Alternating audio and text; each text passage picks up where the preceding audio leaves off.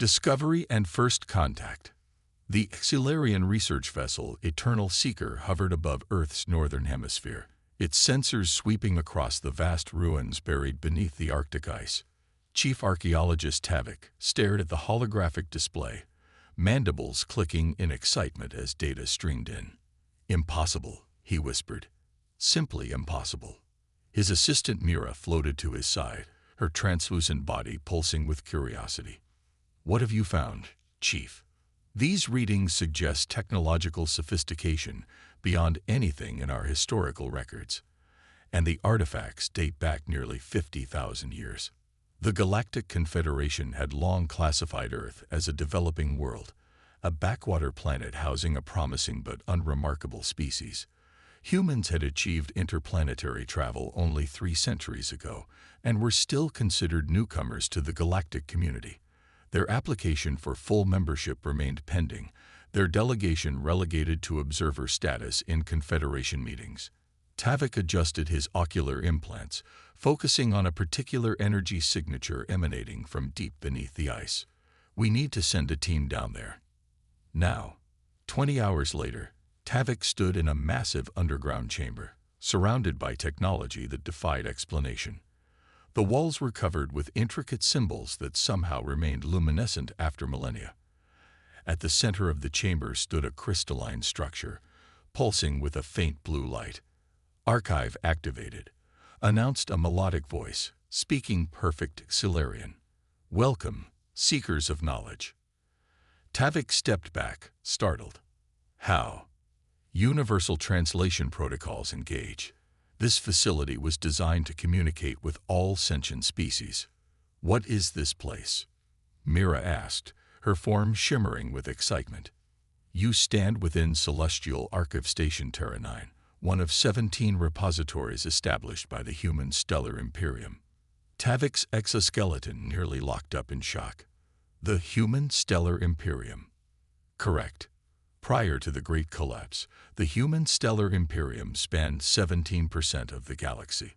This archive contains the complete historical, technological, and cultural records of human civilization from its inception through the beginning of the terminal phase of the Quantum Wars. The implications staggered Tavik. The humans, those same humans who had been patronizingly welcomed to galactic society as primitives, were the descendants of one of the most advanced civilizations the galaxy had ever known. Within days, the Confederation Council convened an emergency session. Representatives from all major species gathered to discuss the discovery. Ambassador Elena Chen, Earth's representative, sat confused at the suddenly prominent position she'd been given at the central table. "Would someone please explain why I've been summoned?" she asked. "Earth has only observer status in this council." High Chancellor Zorix, the ancient Dravision who had led the Confederation for 3 centuries, fixed his 6 eyes upon her.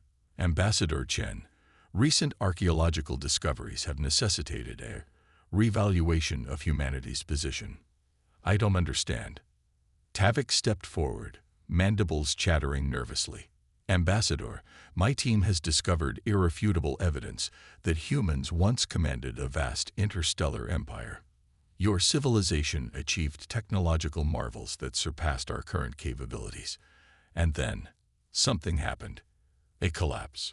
A forgetting." Elena's face paled. "That's impossible. Our historical records go back only about 6,000 years. The archive suggests a deliberate erasure," Tavik continued. "Something called the memory protocols. It appears your ancestors chose to begin again, to rebuild from nothing." The council chamber erupted in murmurs and agitated movements. Many species had myths about ancient, godlike precursors. Now it seemed one of those legendary civilizations had been sitting among them, unrecognized. Chancellor Zorix raised his appendages for silence. "Ambassador Chen, the Confederation extends an invitation for Earth to join as a full member, effective immediately." "Because of our ancestors?" Elena asked skeptically. "We're still the same people you've been keeping at arm's length for decades." "Indeed," the Chancellor replied. "Which brings us to the more delicate matter. The archives speak of technologies that could destabilize the current balance of power. We propose a joint research initiative, under Confederation oversight, of course. Alina's diplomatic training kicked in. She recognized the fear behind the Chancellor's words. You're concerned about what we might remember. Your civilization chose to forget for a reason, Ambassador. Perhaps awakening those memories should be undertaken with caution. Before Alina could respond, alarms blared throughout the chamber. A communications officer hurried to the Chancellor, whispering urgently in his ear. It appears, Zorix announced grimly, that we are not the only ones who have made this discovery. The Vexari Dominion has deployed a war fleet to your solar system. The Vexari. Alina's blood ran cold. Earth's military was no match for the ruthless warrior species that controlled the galaxy's outer rim. Yes, Zorix nodded gravely, and they're transmitting a single message. The sleepers must not awaken. Back on Earth, in a secluded mountain laboratory, Dr. Marcus Reeves studied the strange artifact recovered from an archaeological dig in Tanzania. The metallic sphere had defied all attempts at analysis. Its surface bore inscriptions in no known human language, yet something about the patterns felt oddly familiar. As midnight approached, Marcus absent-mindedly ran his fingers across the sphere's surface. To his shock, the markings began to glow, responding to his touch. The sphere hummed, then projected a holographic display of the galaxy, with thousands of points illuminated across its spiral arms. A voice spoke, not in his ears, but directly in his mind. Protocol 47 initiated. Genetic verification complete. Greetings, Inheritor. The time of remembering has begun. Marcus stared in wonder as knowledge poured into his consciousness. Knowledge of a human civilization that had reached for the stars long before recorded history. Knowledge that would soon change everything. The revelation. The Vexari war fleet hung in formation at the edge of the solar system, a silent but unmistakable threat. On Earth, governments scrambled to prepare for what many feared would be humanity's final hours. Military leaders openly acknowledged their defenses would be meaningless against such advanced weaponry. In the underground complex beneath Geneva, Ambassador Elena Chen paced the Emergency Council chamber. Representatives from Earth's nations sat around a massive table, their faces etched with worry. On the large display screen, Chancellor Zorix addressed them from the Confederation flagship in orbit. The Confederation has dispatched a defensive fleet, Zorix explained. However, they cannot arrive for at least 72 hours. I strongly advise against any provocative actions until then. Why are the Vexari so threatened by ancient history? Demanded the Chinese representative. Tavik's image appeared beside Zorix. Because it may not just be history. We've translated more of the archive data. The human stellar imperium didn't merely collapse. It implemented something called the Chrysalis Protocol. Explain, Elena demanded. It appears to have been a last resort when facing defeat in the quantum wars. Instead of complete extinction, your ancestors encoded certain technologies and knowledge into your genetic structure, to be reawakened when specific conditions were met. A stunned silence fell over the room. You're saying we're carrying advanced technology in our DNA? Elena finally asked. Essentially, yes. The archives indicate that certain individuals, designated as memory bearers, would eventually begin accessing this ancestral knowledge spontaneously. The process was designed to trigger when humanity reached a specific technological threshold and encountered other intelligent species. The Brazilian representative leaned forward. Are you suggesting some humans might already be remembering? Before Tavik could answer, the doors to the chamber burst open. A security team escorted a disheveled man in a lab coat.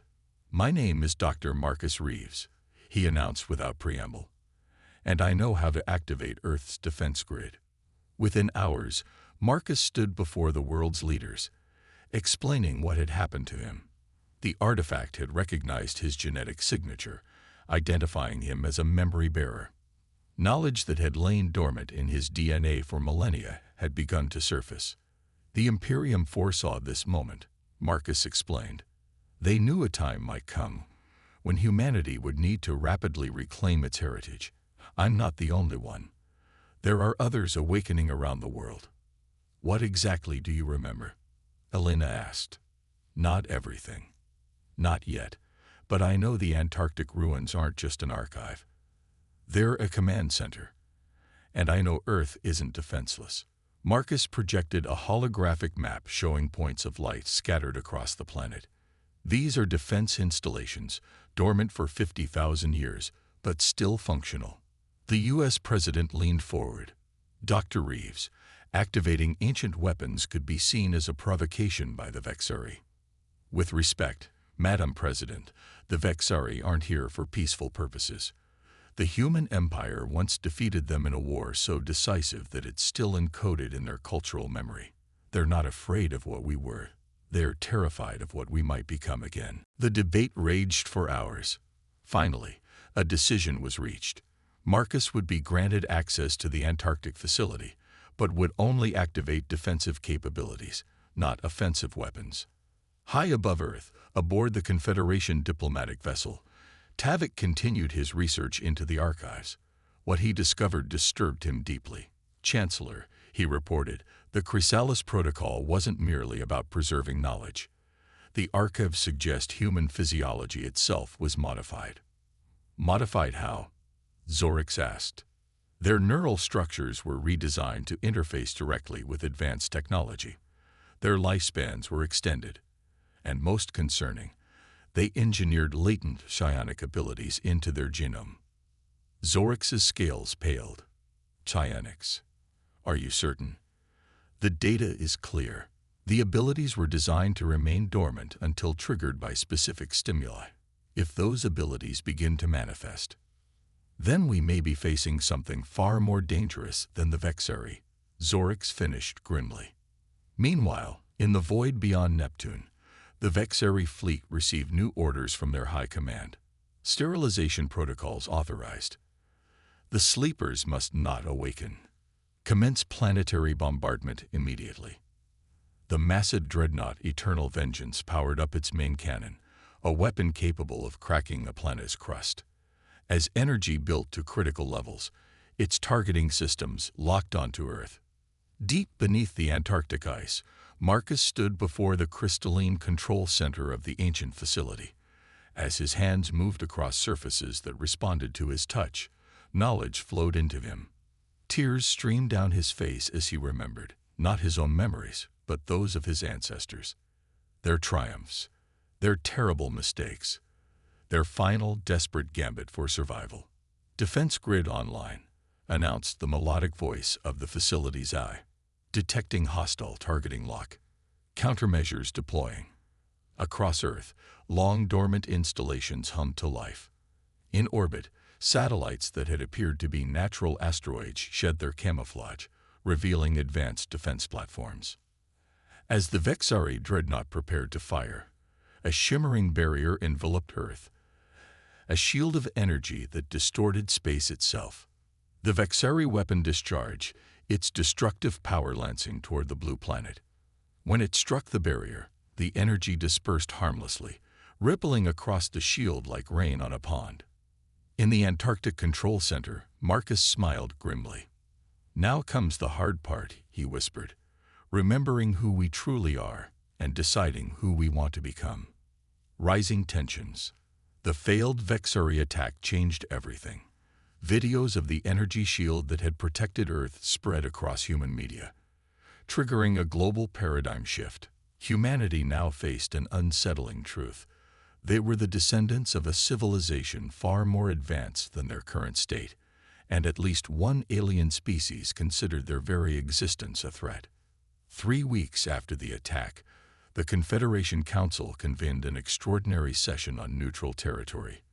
The space station Harmony orbiting Proxima Centauri. Representatives from 27 species attended, including, for the first time, a full human delegation led by Ambassador Chen. The situation has become untenable, declared Krell Varax, the Vexari representative. His armored exoskeleton gleamed under the chamber lights. The humans have activated military technology that violates 6 different Confederation treaties. Treaties that Earth never signed. Elena countered calmly, because you refused us full membership until 3 weeks ago. Chancellor Zorix raised his appendages for order. The activation of dormant defense systems, while concerning, was a response to unprovoked Bexari aggression. Our more pressing concern is the awakening of genetic memory among humans. On display screens around the chamber, images appeared of incidents occurring across Earth. A teenager in Mumbai who had spontaneously begun speaking a language no linguist could identify. A carpenter in Brazil who had constructed a working quantum entanglement communicator from scrap electronics. An elderly woman in Kenya who could now manipulate electromagnetic fields with her mind. The memory bearers are increasing exponentially, reported Tavik. Our models suggest that within 6 months, approximately 1% of humans will have accessed some portion of their ancestral knowledge. And how long, Krell-Varax demanded, before they remember how to build warships capable of reducing planets to ash? The archives speak clearly of human atrocities during the quantum wars. They also speak of Vexari atrocities, Tavik noted quietly. No civilization emerged from that conflict with clean hands. As the debate intensified, Elena received an urgent message from Earth. Excusing herself, she stepped into a private communication chamber. Dr. Marcus Reeves appeared on the screen, his expression grave. Ambassador, we have a situation. Someone's trying to access the weapons installations. The defense grid. No, something worse. The archives mentioned 17 repository stations across the galaxy. We've discovered an 18th, hidden on Mars. It's not a knowledge repository, it's a weapons cache, and it contains technology that makes nuclear weapons look like firecrackers. Elena's blood ran cold. Who's trying to access it? That's the problem. It's not just one group. We've identified 3 separate attempts, one by a human military splinter group, another by what appears to be Vexari Special Forces, and a third by an unknown party. When Elena returned to the council chamber, she found the debate had devolved into thinly veiled threats. The Vexari Dominion cannot permit the reemergence of human military supremacy, Krell-Varax was saying. If the Confederation refuses to act, we will take necessary measures. Is planetary bombardment your idea of necessary measures? Elena interrupted, her voice sharp. Ambassador Chen. Chancellor Zorix began placatingly. Perhaps we should. No, Elena cut him off. I've just received word that Vexari forces are attempting to seize a weapons cache on Mars. So much for your concerns about peace. The chamber erupted in shouts and accusations. Krell-Varax's exoskeleton bristled with weapons that had somehow passed through security. Enough. The voice that cut through the chaos belonged not to Zorix, but to Ixthilan, the ancient representative of the Myarcadian collective, a species so old they rarely participated in galactic politics. The translucent crystalline being floated to the center of the chamber. I have remained silent too long. There is something none of you understand about the human chrysalis protocol. Every eye in the room turned to the ancient being. The Myarcadian were there at the end of the quantum wars. We witnessed the human decision to implement their desperate plan.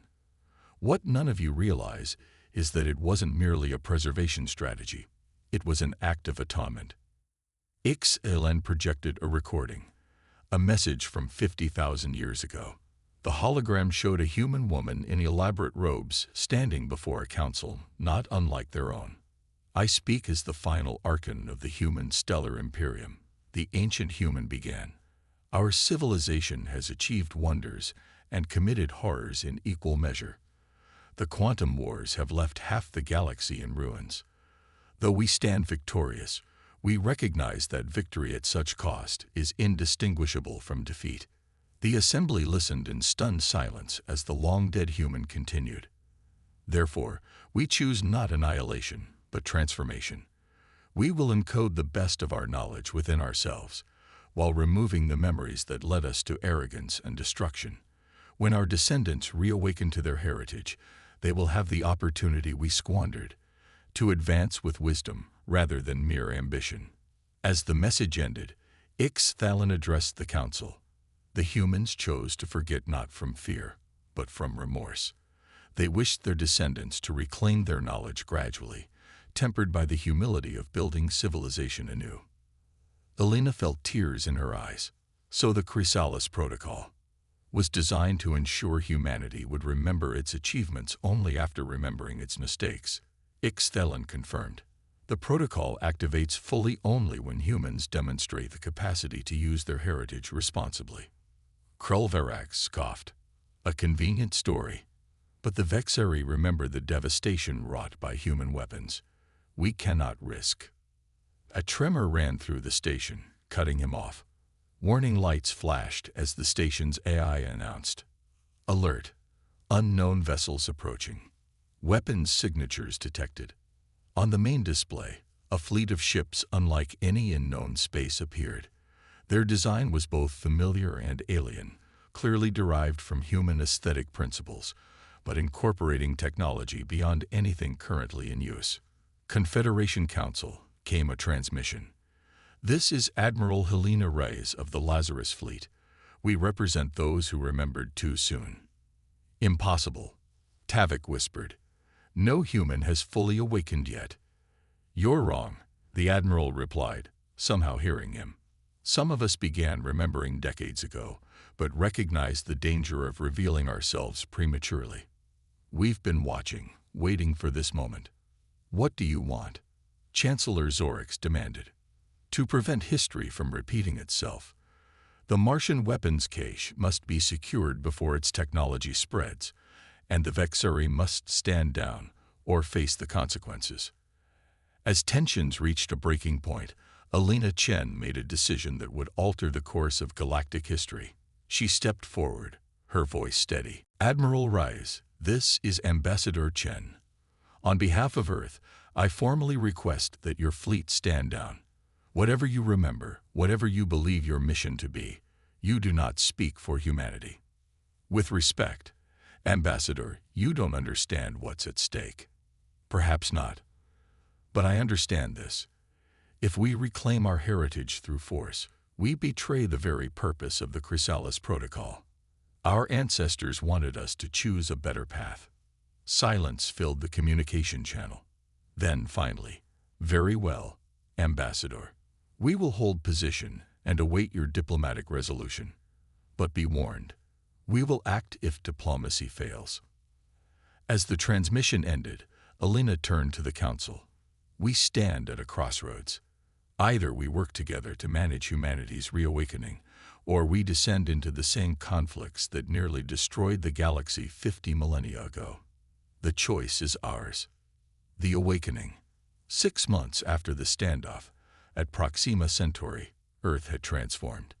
Memory bearers now numbered in the millions, their awakened knowledge revolutionizing every field from medicine to physics. Cities gleamed with newly implemented sustainable technologies. The first new generation starships were under construction, built with recovered techniques that bent space in ways current science had barely theorized. Yet for every advancement came new challenges. Memory bearers often struggled to integrate ancient knowledge with their modern identities. Some experienced psychological breakdowns when confronted with the memories of ancestors who had made morally questionable choices. Others discovered abilities, particularly psionic ones, that frightened both themselves and those around them. At the newly established Remembrance Institute in Geneva, Dr. Marcus Reeves oversaw the largest gathering of memory bearers to date.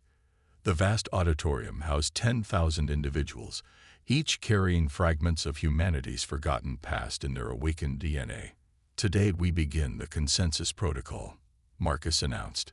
Each of you carries pieces of our collective heritage. Together, we will determine which technologies to implement, which to modify, and which to leave dormant. Our ancestors made this choice possible. Whether we rise or fall depends on how wisely we proceed. The protocol represented humanity's commitment to the Confederation.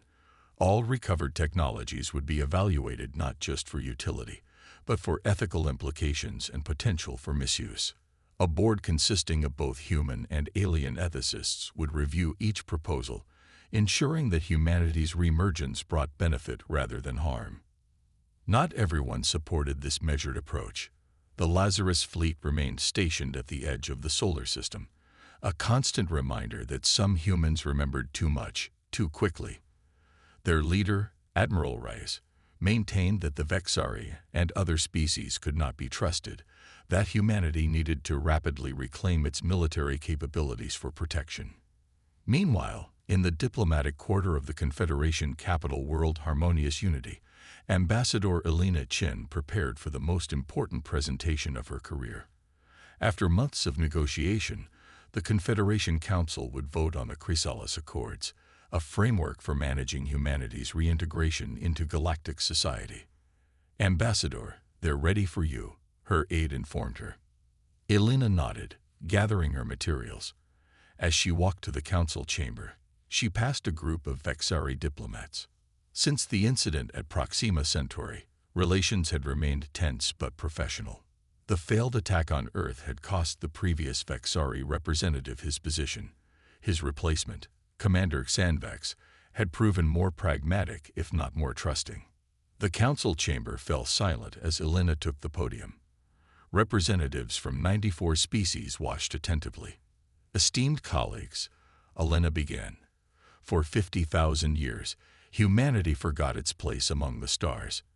Now, as we remember, we face a choice: to reclaim our heritage with wisdom or with haste. The Chrysalis Accords represent our commitment to the former path." She outlined the key provisions: controlled implementation of recovered technologies, with priority given to those addressing existential challenges, shared oversight of military applications, a phased approach to reactivating ancient installations across the galaxy, and protections for memory bearers against exploitation. Perhaps most importantly, she continued, the Accords established the Truth and Reconciliation Commission. Our ancestors participated in a conflict that scarred the galaxy. We must understand those wounds before we can help heal them. As questions began, Chancellor Zorix raised a concern many shared. "These provisions sound admirable, Ambassador, but what assurance do we have that all humans will abide by them? The Lazarus fleet operates outside your authority." "A fair question," Elena acknowledged. "Which is why I'm pleased to announce that as of this morning, Admiral Rice has agreed to integrate her fleet into Earth's official defense forces, subject to Chrysalis Accords oversight." Murmurs of surprise spread through the chamber. The Lazarus fleet's compliance had been the largest obstacle to the Accords' acceptance. What changed her mind? Commander Xanvex asked suspiciously.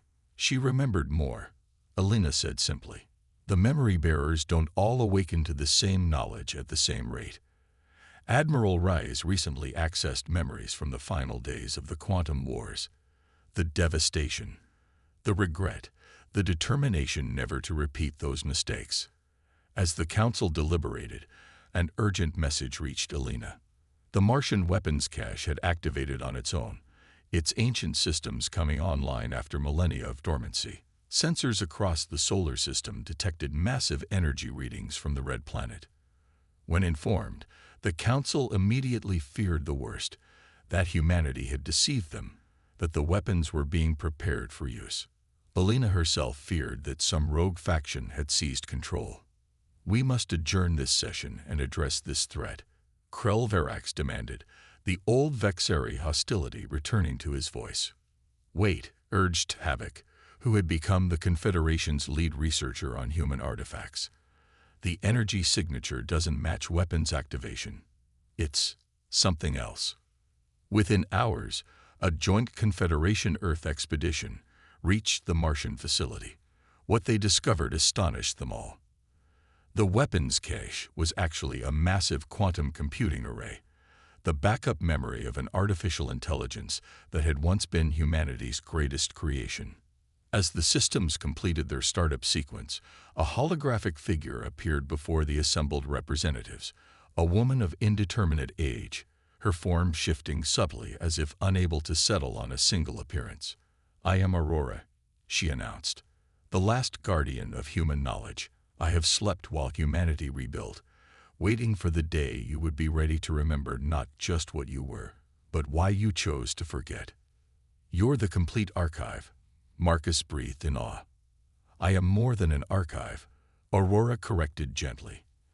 I am the collective memory of those who chose the Chrysalis Protocol, their hopes, their regrets, their wisdom. I awakened because humanity has reached a crucial threshold. The next phase of remembering carries the greatest risk and the greatest potential. Aurora revealed that the Chrysalis Protocol had always been designed with safeguards. The most dangerous technologies, planet killers, star extinguishers, reality warpers, were locked behind mental and ethical firewalls that would only dissolve when humanity demonstrated the wisdom to use such power responsibly. Your ancestors didn't want to prevent you from reclaiming your heritage, Aurora explained. They wanted to ensure you would do so as better versions of themselves. As news of Aurora's awakening spread, reactions varied across the galaxy. Many species feared this development, seeing it as the final step before humanity reclaimed its former dominance. Others recognized the opportunity it presented, access to knowledge that could solve problems plaguing the galaxy for millennia. On Earth, the Remembrance Institute established direct communication with Aurora. The AI began guiding memory bearers, helping them integrate awakened knowledge in healthy ways. More importantly, she shared the context behind the technologies, the successes, the failures, the unintended consequences that had shaped their development. In the Confederation Council, the vote on the Chrysalis Accords was postponed as members assessed this new development. Elena worked tirelessly, meeting with representatives to address concerns and revise provisions to account for Aurora's presence.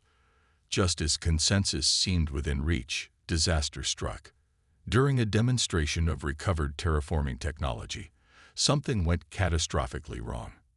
The test site, an uninhabited moon in the Ta Ceti system, cracked apart, releasing energy that destabilized the entire system. Investigation revealed the cause. The technology had been deliberately sabotaged, modified to create a weapon of mass destruction. Even more disturbing, the sabotage carried signatures of both human and Vexari origin. Someone wanted to ensure the Chrysalis Accords would fail, and they were willing to sacrifice an entire star system to make it happen. As accusations and suspicions mounted, Aurora made an unexpected announcement. I have located the 18th repository. It contains no weapons, no technology. Instead, it holds the truth about the end of the quantum wars, a truth both humans and Vexari have forgotten. A truth that changes everything. A new dawn. The 18th repository orbited a binary star system at the edge of the galaxy, hidden by technology that bent light around it like water flowing around a stone. The joint expedition to reach it included representatives from Earth, the Confederation, and, after much negotiation, the Vexari Dominion. Ambassador Elena Chen stood on the command deck of the Confederation vessel Mutual Respect, watching as they approached the massive structure. Beside her, Commander Xan Vex of the Vexari maintained a stony silence. Dr. Marcus Reeves worked with Tavik and other scientists to decipher the repository's security measures. Aurora's holographic form flickered beside them. "We're being scanned," she announced. "The repository is evaluating our genetic signatures. Will it recognize us after 50,000 years of evolution?" Elena asked. "Human DNA has remained remarkably stable," Aurora replied. The Chrysalis Protocol ensured that essential genetic markers would persist. A beam of golden light shot from the repository, sweeping over the assembled ships. For a moment, nothing happened. Then massive doors began to part, revealing a docking bay large enough to accommodate all their vessels. Once inside, the expedition made its way through corridors that seemed to shift and change, responding to their presence. Finally, they reached a vast chamber at the repository's heart. In its center floated a crystalline orb that pulsed with gentle light. "The memory sphere," Aurora whispered reverently. "The complete, unaltered record of the quantum wars and the peace that followed."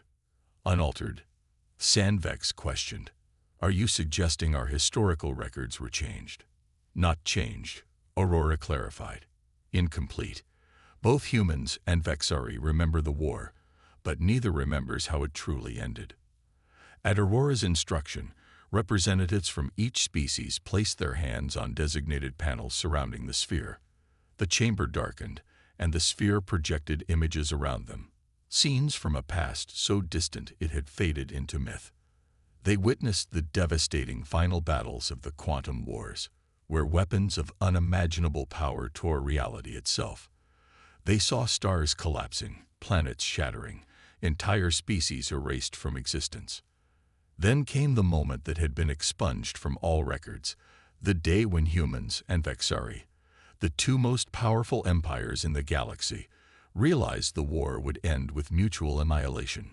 The sphere showed the historic meeting between the human Archon and the Vexari hierarch, not as enemies, but as leaders who had finally recognized the madness of their conflict. "We've been manipulated," the Archon stated in the recording. "Something has been influencing both our species, pushing us toward destruction." The hierarch nodded gravely. "Our scholars have found evidence. Subtle psionic interference spanning centuries, inflaming our natural territoriality, exploiting our fears." The assembled representatives watched in stunned silence as the ancient leaders revealed the truth. A third party had orchestrated the conflict, an entity that fed on the psychic energy released during mass destruction. This entity, which they called the Devourer, had manipulated countless civilizations into war throughout galactic history. Together, humans and Vexari had developed a desperate strategy. Humans would implement the Chrysalis Protocol, seemingly retreating from galactic affairs while encoding their knowledge for future generations. The Vexari would maintain their military strength, but propagate a carefully constructed historical narrative, one that cast humans as dangerous enemies who must never rise again. This deception served two purposes. It would hide humanity's potential from the Devourer until they could remember enough to fight it, and it would maintain the appearance of continued hostility between the species, preventing the entity from realizing its manipulation had been discovered. "The final strike against the Devourer requires forces it cannot anticipate," the Archon explained. "Humans who remember their heritage, but haven't been shaped by the bitterness of war, and Vexari who understand the true nature of our ancient alliance." As the recording ended, the chamber remained silent. Commander Xanvex was the first to speak, his voice uncharacteristically subdued. "All this time, we thought we were protecting the galaxy from you. Instead, we were playing our part in a plan forgotten even by those who created it. Only the highest echelons of Vexari leadership knew the truth," Aurora explained. "And as generations passed, even they forgot, leaving only the cultivated hostility." Belina struggled to process the implications. "Are you saying this Devourer still exists? That it's been manipulating galactic politics all this time?" "The evidence suggests it does," Marcus said, reviewing data streams from the sphere. "Think about it. The sudden aggression when humans began remembering, the inexplicable sabotage at Tau Ceti, the factions within both human and Vexari societies pushing for conflict. The Chrysalis Protocol wasn't just about atonement or preservation," Tavik realized.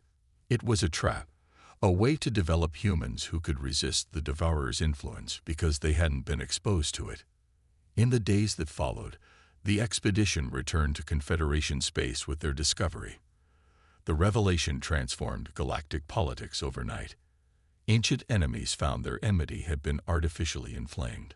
Historical conflicts took on new context as possible manipulations by the Devourer. Most significantly, the relationship between humans and Vexari underwent a profound shift. Commander Xanvex became an advocate for cooperation, working alongside Elena to revise the Chrysalis Accords into something more ambitious, the Galactic Covenant, a framework not just for human reintegration, but for unified action against the common threat. On Earth, memory bearers continued awakening, now guided by the complete context provided by the 18th repository. The recovered technologies were implemented with new purpose, not to restore human dominance, but to prepare for the coming confrontation with an enemy older than recorded history. Aurora played a crucial role, helping coordinate efforts across species. Her unique nature, part archive, part artificial intelligence, part collective consciousness, made her immune to the Devourer's influence. Efforts to locate the Devourer proved challenging. The entity existed primarily in subspace, emerging only to feed on the psychic energy of conflict. Scientific teams theorized it had evolved from the primordial energies of the early universe, a parasite that had shaped galactic development for billions of years by triggering cycles of civilization and war. 1 year after the discovery of the 18th repository, the first signs of the Devourer's direct intervention appeared. The end.